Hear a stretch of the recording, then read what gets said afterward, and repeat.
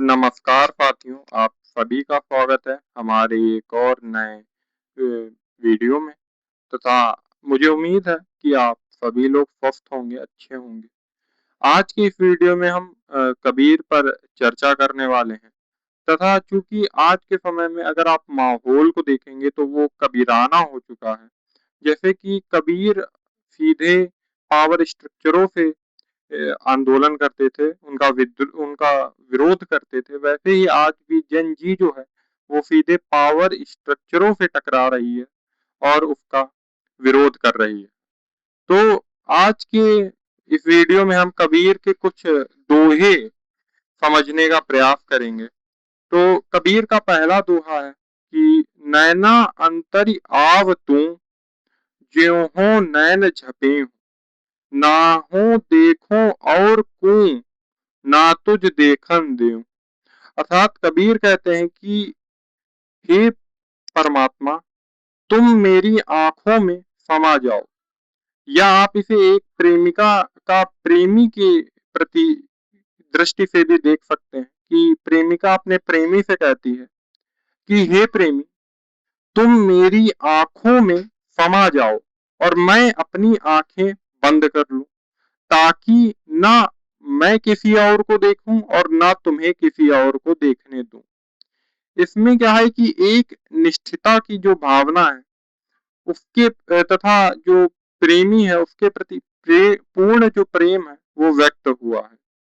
यहाँ पे जो कबीर है उनके जो प्रेमी है वो परमात्मा है तथा उनके प्रति जो उनका एकनिष्ठ प्रेम है वो वो यहाँ पर व्यक्त करते हैं।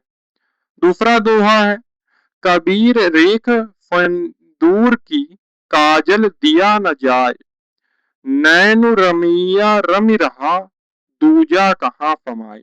अर्थात आप देखते हैं कि जो मांग में लगा सिंदूर की रेखा होती है उस पे काजल नहीं लगाया जा सकता। उसी प्रकार कबीर के चूक मन में राम बस गए हैं, अब उनके हृदय में किसी और के लिए स्थान नहीं है। इसको आप उद्धव और गोपियों के संवाद के रूप में भी देख सकते हैं कि जब उद्धव गोपियों के पास जाते हैं तो गोपियां उद्धव को कहती हैं कि हमारे मन में पहले से ही कृष्ण बसे हैं, अब इस योग साधना का हमारे मन में कोई और स्थान बचा ही नहीं है जहां इसे स्थान मिल सके। तो आप इस चीज से इस संवाद को देख सकते हैं। अब इसके बाद है, कबीर सीप समंदर की, रहे पियास पियास, समंदहि तिणका बरि गिणे, सौति बूंद किया। कि जैसे जो समुद्र में पड़ी सीप होती है उसके आसपास अथाह जल होता है, लेकिन तब भी वह जल से तृप्त नहीं होती, बल्कि स्वाति नक्षत्र की एक बूंद की प्रतीक्षा करती है और उसके लिए स्वाति की बूंद ही सबसे मूल्यवान है। और पूरा सो समुद्र है उसके लिए कोई उपयोग नहीं है, तिनका अर्थात तिनके के समान है। इसी प्रकार सच्चे भक्त के लिए अपने प्रिय परमात्मा की प्राप्ति ही जो है वो सर्वोच्च है। इसके बाद है, कबीर सुख को जाई था, आगे आया दुख, जाहि सुख घरि आ पड़े, हम जाड़े अरु दुख।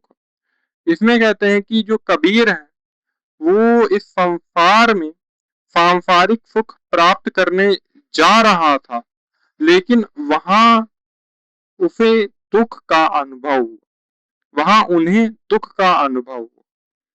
तब उन्हें समझ में आया कि जो सांसारिक सुख वास्तव में स्थायी सुख नहीं है। परमात्मा की जो प्राप्ति के मार्ग में आने वाला विरह और साधना का दुख है वो वास्तविक आध्यात्मिक अनुभव का मार्ग बनता है। इसके बाद जो दोहा है वो बहुत ही ज्यादा प्रसिद्ध है, निंदक नेड़ा राखिए, आंगन कुटी बधाई, बिन सावण पानी बिना, निर्मल करे सुबाई। कबीर कहते हैं कि जो अपनी निंदा करने वाले व्यक्ति को अपने पास रखिए, वह बिना साबुन और पानी के हमारे स्वभाव को निर्मल बना देता है। अर्थात जो आलोचक होते हैं वो हमारी कमियां बताते हैं जिससे हमें अपनी गलतियों का पता चलता है और हम स्वयं को सुधार सकते हैं। इसके बाद का दुआ है, ये भी बहुत प्रसिद्ध दुआ है। निंदक दूर न कीजिए, दीजे आदर मान, निर्मल तन मन सब करे, बकी बकी आन ही आन। कि जो निंदा करने वाला व्यक्ति है उसको दूर नहीं करना चाहिए बल्कि उसका सम्मान करना चाहिए। वह अपनी आलोचना के माध्यम से हमारे तन मन को निर्मल करने में सहायता करता है। यानी जो आलोचक से बचने के बजाय उससे सीख कर आत्म सुधार करना चाहिए।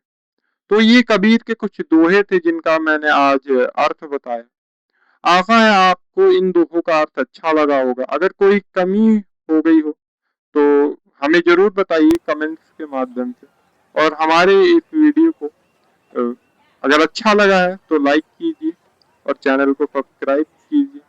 मिलते हैं नेक्स्ट वीडियो में, तब तक के लिए अपना ध्यान रखिए, स्वस्थ रहिए, धन्यवाद।